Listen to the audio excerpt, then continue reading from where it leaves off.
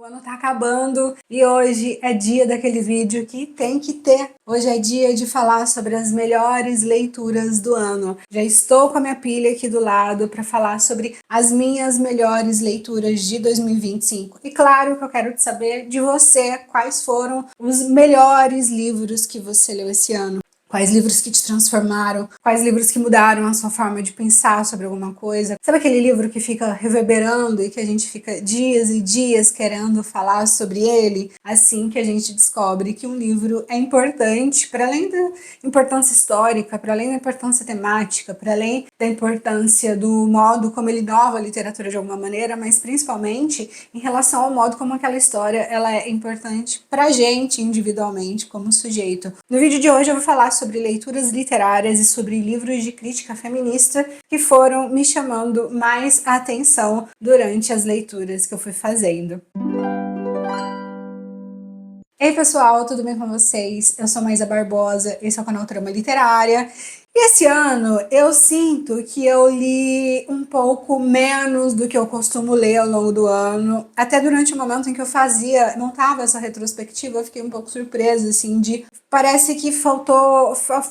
leituras para fazer, né? Acho que eu deixei muito livro na pilha, muito livro que eu acabei não concluindo, comecei muito livro e parei muito livro. E isso se deve principalmente ao fato de que esse ano eu trabalhei mais intensamente como revisora, para além do meu trabalho regular. E então isso acaba tomando mais um tempo, e claro que no sentido de a gente ler muito textos para além das leituras literárias ou para além das leituras teóricas, isso acaba cansando o cérebro, e no momento de ler a gente acaba já chegando meio cansado e isso desmotiva um pouco a gente, não tem jeito, isso é um movimento natural de quem tem que fazer muitas coisas ao mesmo tempo, que é a situação de quase todo mundo. Pro ano de 2026 eu quero ser muito mais organizada com isso, com o canal, além de que eu senti que foi um ano organizado por aqui, consegui fazer os nossos projetos habituais, consegui organizar de modo bastante consistente, mas ainda assim eu senti que faltou trazer mais resenha, trazer mais apresentação de livros, trazer mais lançamentos, então esse é um trabalho que eu quero muito fazer pro ano de 2026. E espero muito conseguir ler mais, trazer mais resenhas, trazer mais novidades do mundo do livro, enfim, espero conseguir trazer boas resenhas pra gente discutir por aqui. As minhas apresentações, elas não têm ordem de importância e eu me guiei para fazer essa retrospectiva, eu me guiei especificamente pelos livros que mais mexeram comigo, então talvez tenha algum livro que tenha passado por aqui que ele tenha mais relevância histórica, ou que ele tenha mais importância, ou que ele seja mais consistente, mas que ainda assim há outros livros que mexem mais com a gente, apesar disso tudo e apesar de uma série de padrões aí de julgamento de qualidades de obras. E começo falando já de uma autora que eu nunca tinha lido nada, que é a Annie Ernaux e o seu O Lugar. O Lugar, eu falei bastante disso quando eu falei dele por aqui. A Annie Ernaux, ela ganhou o Prêmio Nobel de Literatura e isso fez com que os livros dela tivessem tido uma alavancada aí nos últimos anos. Vários livros dela foram lançados, vários livros dela retornaram aí às prateleiras e vários livros dela foram traduzidos para o português, o que acaba acontecendo naturalmente quando um livro recebe um prêmio importante, quando um autor, aliás, recebe um prêmio importante como é o Prêmio Nobel. E foi assim que eu conheci Annie Ernaux, por meio de todo esse movimento, de muita gente tá falando dela recentemente, e comecei por O Lugar e quero muito ler outras coisas. Tem muitos temas que são abordados aqui em O Lugar, mas acho que sem dúvida a coisa que mais mexe comigo e a coisa que eu mais gosto no modo como ela escreve esse livro é no sentido de mostrar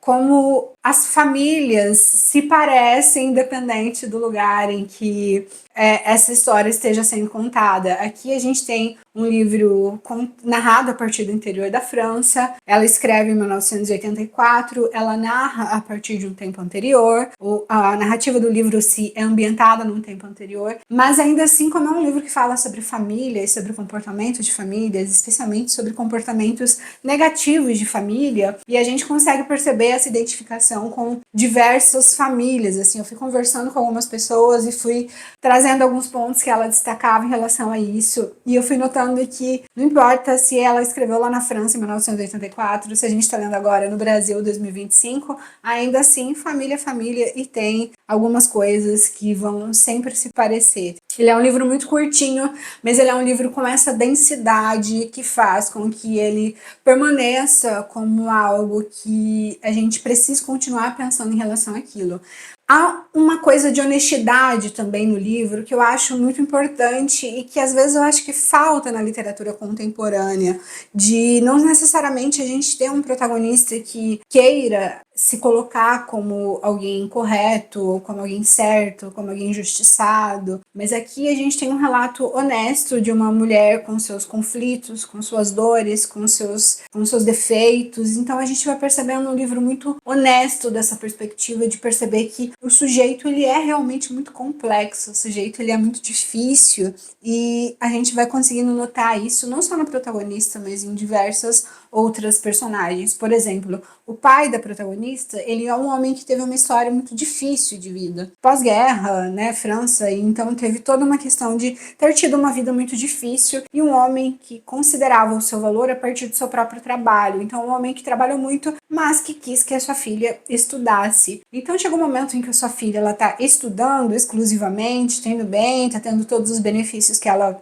quer, que ela precisa para continuar estudando bem, mas chega um momento em que esse pai ele vai tendo um misto de sensações, no sentido de, ao mesmo tempo que ele tem orgulho dessa filha, ele também tem um pouco de inveja, porque ele também queria ter tido alguém que colocasse ele para estudar daquele jeito. Então, quando eu digo que o livro é honesto, ele é honesto nesse aspecto, de ser um livro que mostra pra gente que as nossas sensações, os nossos sentimentos, elas não são lineares, a gente não sente necessariamente só amor por alguém, ou só ódio por alguém, ou só felicidade por uma outra pessoa, ou só raiva, inveja. Esses sentimentos eles estão sempre coabitando e eu acho que isso é uma característica da escrita da Annie Ernaux. Quero ler outras coisas dela justamente porque eu espero encontrar essa complexidade que a gente percebe aqui em O Lugar. Falando de livro feminista, o meu preferido, sem dúvida, foi esse aqui da Silvia Federici, Caliban e a Bruxa, Mulheres, Corpo e Acumulação Primitiva.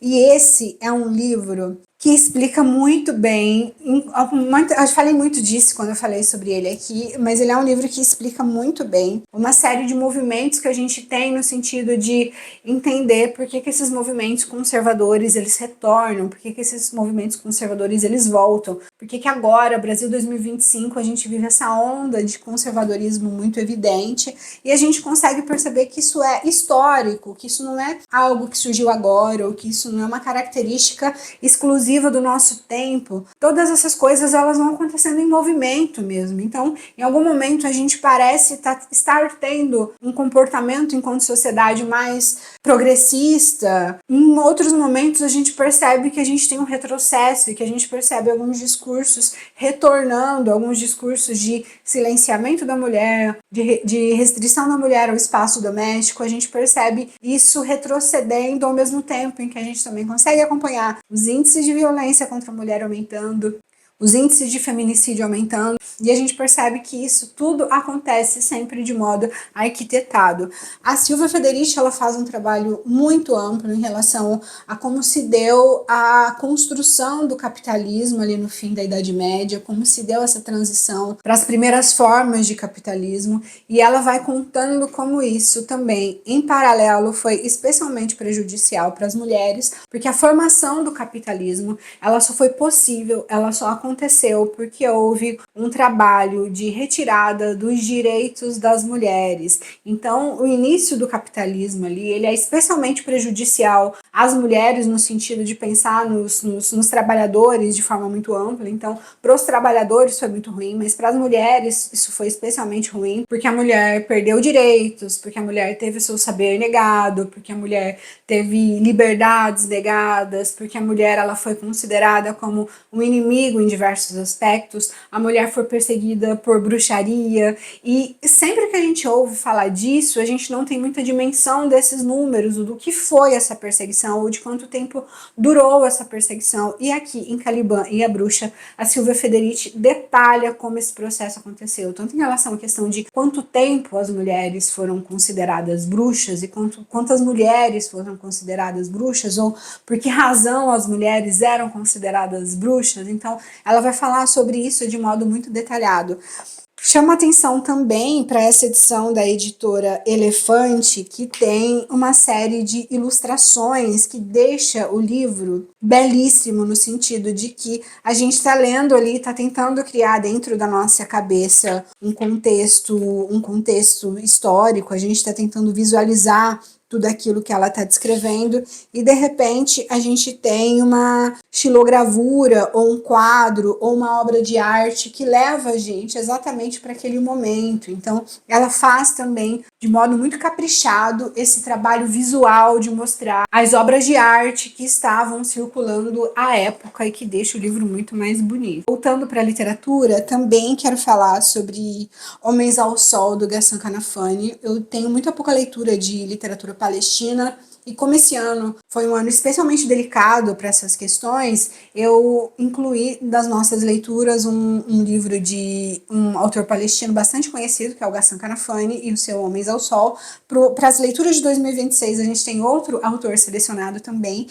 Esse aqui é publicado pela editora Tabla, e esse livro, ele é muito visceral. A gente tem um livro que muito direto, apesar dele ser um livro também que constrói pra gente imagens muito bonitas em relação à terra, em relação ao contato com a terra. A cena de abertura do livro é um homem que de repente ele se deita no chão para sentir o cheiro da terra, para poder sentir o cheiro da terra molhada, e isso lembra da terra dele. Então a gente vai tendo todas essas construções em relação à terra, em relação a cheiro, em relação ao contato com a natureza, em relação ao contato com o chão mesmo, de uma forma muito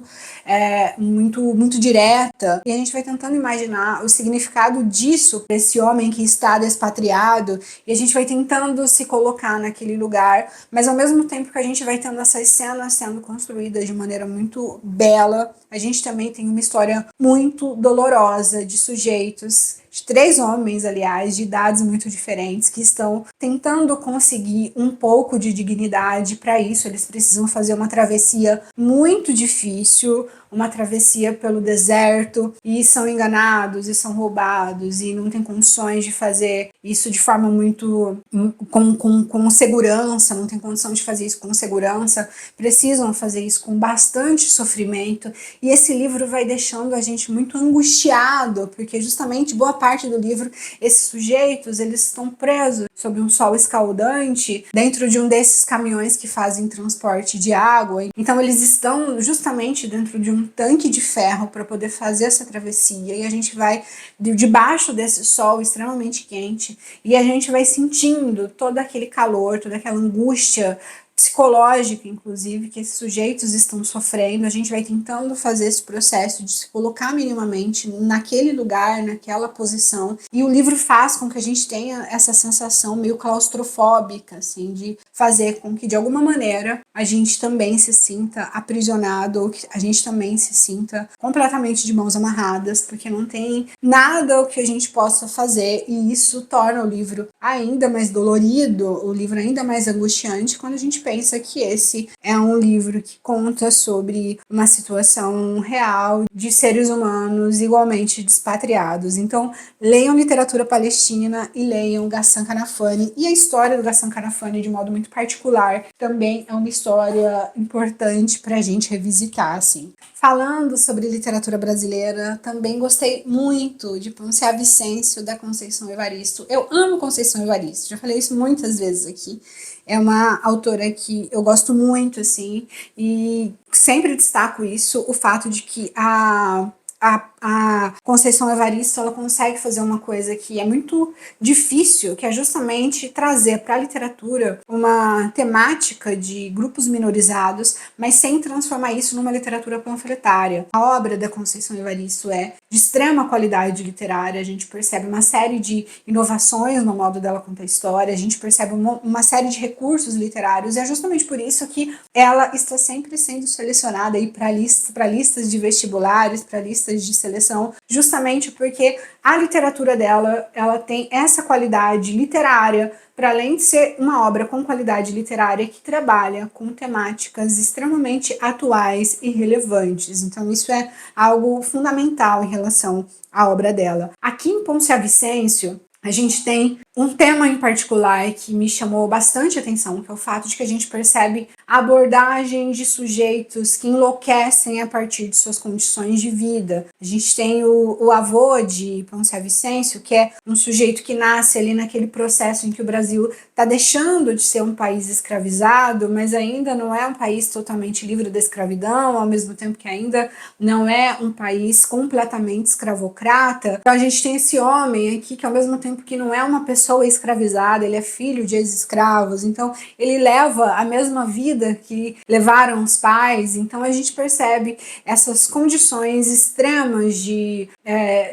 sujeitos sem a sua dignidade, de sujeitos que são retirados de sua dignidade, e o quanto isso afeta o desenvolvimento intelectual mesmo dos sujeitos. E a Poncia Vicêncio, que é a protagonista, ao seu modo, ela é fruto dessa história, ela tenta romper com a sua história de alguma maneira, mas ela também tem a sua própria saga para viver, ela também tem a sua própria existência, ela também tem o seu próprio contexto social e que de algum modo também vai afetá-la de modo bastante drástico. Não só ela, mas a sua mãe, o seu irmão, toda a sua família, de alguma maneira, precisa passar por uma série de dificuldades e uma série de provações, e isso tudo é muito difícil porque a gente percebe sujeitos tentando, a gente percebe sujeitos buscando, a gente percebe, inclusive, sujeitos com talentos artísticos, apesar das dores que carregam, apesar da vida difícil que eles carregam, a gente percebe essa arte como respiro para esse sujeito, especialmente para Poncia e sua mãe,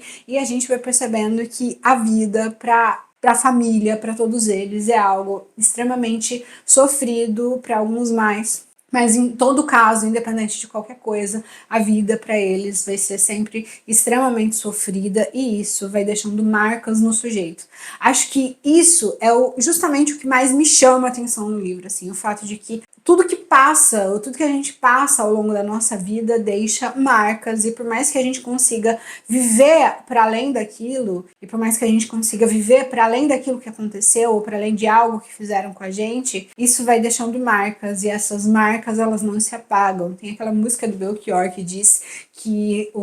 qualquer sofrimento passa, mas o ter sofrido não, e a gente vai percebendo que esse sofrimento que essas personagens passam vão deixando a sua marca e vão fazendo com que essas personagens, de alguma maneira, tenham a sua vida profundamente afetada pelas suas vivências ali de uma existência toda. Leiam Poncia Vicêncio, leiam Conceição Evaristo. O meu preferido até agora é sempre Olhos d'Água, que é o livro de contos dela, e acho que é o primeiro livro dela que eu li, mas qualquer livro da Conceição Evaristo é sempre uma aula, assim, pra gente, não só de literatura, mas também em relação às temáticas que ela aborda.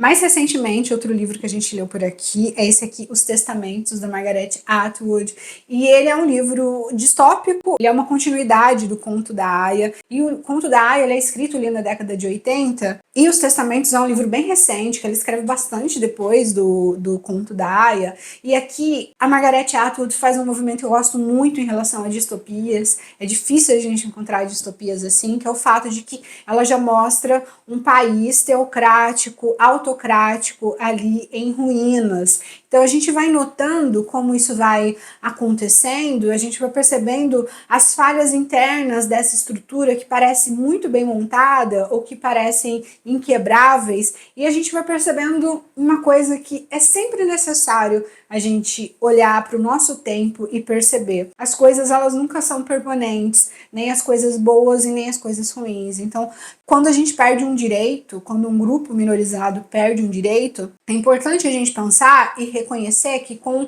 luta e com união é possível que esse direito seja recuperado, mas ao mesmo tempo a gente precisa pensar também que direitos que são conquistados, eles também são direitos que podem ser perdidos. E a gente percebe esse movimento, especialmente se a gente lê o Conto da Aia e os Testamentos, a gente percebe ali uma série de mulheres que foram perdendo seus direitos, que foram perdendo suas liberdades, que foram precisando de repente se adaptar a toda uma regulamentação, a toda uma vida instituída toda uma série de leis completamente diferentes e extremamente opressivas, mas ao mesmo tempo, em algum momento, quando a gente lê os testamentos, a gente vai percebendo que essas mulheres, apesar das leis extremamente severas, apesar do risco de todas elas morrerem, apesar de elas verem muitas amigas morrerem quando essas amigas tentavam de algum modo enfrentar essas opressões, apesar de tudo isso acontecer, ainda tem sujeitos resistindo. E acho que isso é uma coisa fundamental para a gente considerar. Sempre tem sujeitos que estão resistindo. A gente nunca pode considerar nada como perdido ou como algo imutável, justamente porque sempre tem sujeitos resistindo. E é justamente essa questão da resistência, esse aspecto da resistência que está presente aqui nos testamentos e que faz, então, com que o livro siga esse movimento de mostrar pra gente que aquilo que se construiu no conto da Aya, em algum momento começa a ruir justamente por conta das falhas internas necessariamente. A gente percebe que é um governo corrupto como qualquer outro, é um governo abusivo como qualquer outro, principalmente aí desse governo que mistura toda essa questão teocrática, a gente vai percebendo que são sujeitos hipócritas como em qualquer governo teocrático, e a gente vai notando então que toda essa série de falhas vai fazendo com que em algum momento haja razão para esse governo ir abaixo e novamente a gente tem uma possibilidade de reconstrução a partir dessas ruínas. Outro livro que eu amei foi Eva Luna, da Isabel Allende. Gente, Isabel Allende, ela é uma excelente narradora. É assim, eu já li Casa dos Espíritos, eu já li Paula, e li esse aqui, é o terceiro livro que eu leio dela. E a Isabel Allende, ela é uma excelente narradora. Aqui, em Eva Luna, a gente tem justamente a narrativa como esse elo de conexão entre essas personagens. A gente tem uma protagonista que perde a mãe muito cedo. E como ela perde a mãe muito cedo, ela não tem muito conhecimento de sua história, nem de quem ela é. Mas como a mãe dela gostava muito de contar histórias para ela lembra dessas histórias porque a mãe dela contava, e é justamente esse gesto de repetir a sua própria história pelas histórias que a mãe dela contava, é justamente esse gesto que vai fazer com que ela se mantenha na história, é justamente isso que vai fazer com que ela construa a sua própria história. Essa sua habilidade narrativa que vai fazer com que ela consiga sobreviver às situações mais difíceis possíveis, às situações de mais dificuldade possíveis, ela vai conseguir sobreviver justamente porque a narrativa, o poder de conseguir construir sua história, o poder de conseguir resgatar a sua história vai fazer com que ela também se mantenha, se preserve e continue encontrando força de alguma maneira. Em diversos momentos a gente percebe que ela simplesmente precisa ficcionalizar, porque nem sempre essas histórias elas vão ser verdadeiras ou vão ter um compromisso com a realidade muito forte, mas a gente percebe que esse gesto de conseguir contar a história é justamente o que vai fazendo com que ela se mantenha de fato na existência. A gente também tem um bom panorama aqui de como se dá, de como se constrói a questão das guerrilhas na América Latina. É um tema importante para Isabel Allende, então esse conhecimento histórico mesmo da América Latina também é um ponto bastante importante do livro, assim, mas acho que para mim, sem dúvida, o mais interessante, o mais importante é justamente esse aspecto da gente conseguir entender o que é o poder da narrativa para alguém, para um sujeito, para uma história, para um país. Outro livro que eu gostei muito, e esse aqui daí é uma releitura, é um livro que eu já voltei para ele algumas vezes, mas que eu comprei a edição física somente esse ano. Eu sempre li, sabe aquele PDF tudo falhado que a gente usa para leitura de disciplina na universidade? Era o que eu lia de A Dominação Masculina, mas para as nossas leituras conjuntas, comprei essa edição aqui bonitinha, da editora de Fel, que tem um lançamento recente aqui de A Dominação Masculina, a Condição Feminina e a Violência Simbólica. E esse livro aqui ele é bastante importante, especialmente para quem estuda violência. Não necessariamente a violência contra a mulher, mas se você estuda, se você se interessa pelo tema da violência de algum modo, é preciso ler esse aqui, do Pierre Bourdieu, é preciso entender o que seja o conceito de violência simbólica, que é essa violência que ela está meio que impregnada nas instituições, essa violência que ela está impregnada na prática dos sujeitos, mas que não necessariamente é a violência física, física, ou é a violência de uma proibição direta, mas é essa violência simbólica que mantém opressores no espaço e oprimidos em outro espaço. O Pierre Bourdieu vai explicar como isso se forma, vai explicar como isso se constitui, como isso se mantém, e por isso, então, é um livro bastante interessante, que eu sempre gosto de voltar para ele, mesmo que não seja para a obra inteira, vez ou outra, especialmente por conta das leituras que a gente faz aqui no canal. Estou sempre voltando para a leitura em relação à violência simbólica, que é justamente a leitura que meio que autoriza a existência de outras violências. Voltando para leituras feministas, outro livro que eu também li e amei foi esse aqui, A Criação da Consciência Feminista, da Gerda Lerner. Eu amo a Gerda Lerner, gente, desde que eu li este aqui, que é A Criação do Patriarcado. Fiquei muito fã da Gerda Lerner e voltei esse ano para ler outro livro histórico. E esse aqui, aliás, eles são meio que uma continuidade, né? Eles fazem parte de um estudo feito ali ao longo de mais de 10 anos pela Gerda, e ela lançou primeiro este e depois este. E a Gerda, ela é uma escritora que a sua própria história, ela explica o que é a condição das mulheres, justamente porque ela é uma mulher que começa a escrever muito tardiamente, porque ela precisou criar seus filhos, ela precisou que seus filhos estivessem crescidos para ela poder conseguir estudar,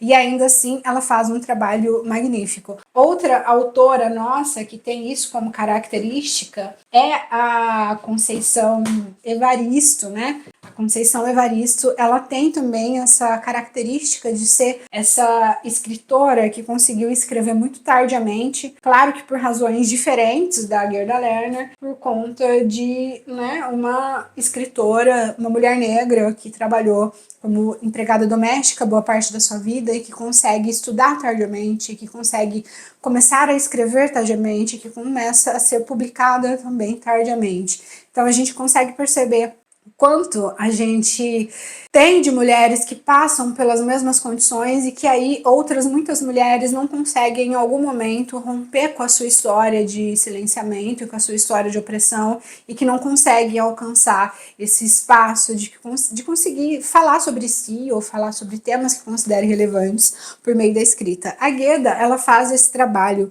muito hercúleo, assim, muito extenso, de explicar como se deu a história de construção da consciência da mulher, como a mulher, ao longo de 1200 anos, como ela diz aqui, começou a se tornar e a se formar como um sujeito autônomo. A gente começa a olhar para os dados históricos que ela apresenta e a gente vai entendendo o número de mulheres que tinham acesso ao estudo nos anos 400 e depois nos anos 600 e depois nos anos 800, e a gente vai percebendo que essa dificuldade ela foi histórica durante muito tempo e que essa dificuldade, de algum modo, diz o lugar em que a mulher está hoje, porque a Gerda ela vai mostrando números mesmo, de tinha tantas escolas na Europa inteira que aceitavam mulheres e que era esse aqui o número de mulheres que conseguia estudar nos anos 400 ou que conseguia estudar nos anos 800. É sempre um número muito pouco expressivo. E aí a gente consegue entender que se faz pouco mais de um século que a mulher ela tá conseguindo um acesso maior à escola, que faz pouco mais de um século que a mulher de fato está conseguindo estudar. A gente vai perceber também que vai demorar muito para a gente conseguir alcançar alguns lugares em pé de igualdade. Outro livro que eu gostei demais é um do autor que eu gosto muito, que é o Gabriel Garcia Marques. A gente tem outro livro dele já discutido por aqui, que é o 100 Anos de Solidão, e esse ano a gente falou sobre o amor nos tempos do cólera. O Amor nos Tempos do Cólera, ele é um livro que conta a história aí sobre um triângulo amoroso, sobre uma mulher, a Fermina Daza, que fica dividida entre o amor do seu marido, que é o Juvenal Urbino, e o amor do Florentino Ariza, e são dois homens que são absolutamente enlouquecidos de amor por ela, mas a Fermina Daza, ao mesmo tempo que ela tem uma relação muito complexa com o amor, porque ao mesmo tempo que ela sente que ama o seu marido de alguma maneira, ela não ama como ela gostaria, que é aquele amor febril, aquele amor enlouquecedor, e ela recebe esse amor desses dois sujeitos, ainda que, claro, ela só vai ficar com Florentino Ariza depois que o seu marido morre.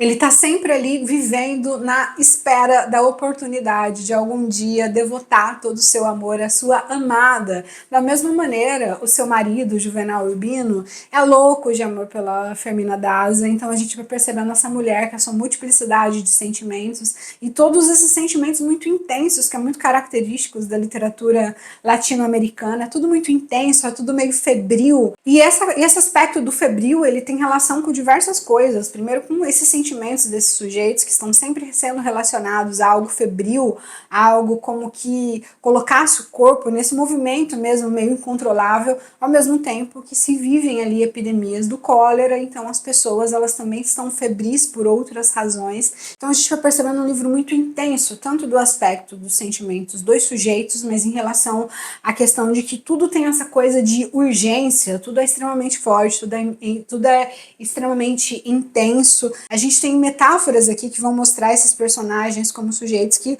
nunca conseguem sentir algo mais ou menos, ou algo, nunca conseguem sentir algo assim, da esfera do razoável. Eles estão sentindo sempre tudo muito intensamente. Aqui, logo na frase de abertura do livro, a gente tem: era inevitável, o cheiro das amêndoas amargas lhe lembrava sempre o destino dos amores contrariados. Então, o cheiro das amêndoas amargas, que lembra o cheiro dos amores contrariados, é justamente o que dá o tom para esse livro aqui. Tudo é descrito com essa mesma intensidade, e isso mostra, então, o que é um bom livro latino-americano. Ele é um livro intenso, como os latino-americanos são. Gente, é isso. Essas foram as minhas 10 melhores leituras de 2025. Quero muito saber quais foram as suas melhores leituras, qual foi aquele livro que te tirou do eixo completamente, qual foi aquele livro que mexeu com você completamente. Se você chegou aqui por esse vídeo, não se esqueça de se inscrever, ativar as notificações e curtir o vídeo. E se você já acompanha o meu trabalho, se inscreva na nossa área de membros. Temos uma área de membros de valor simbólico, mas a sua participação é fundamental para a manutenção das discussões que a gente faz por aqui. Espero vocês para lermos mais livros juntos e juntas ao longo de 2026. Até mais!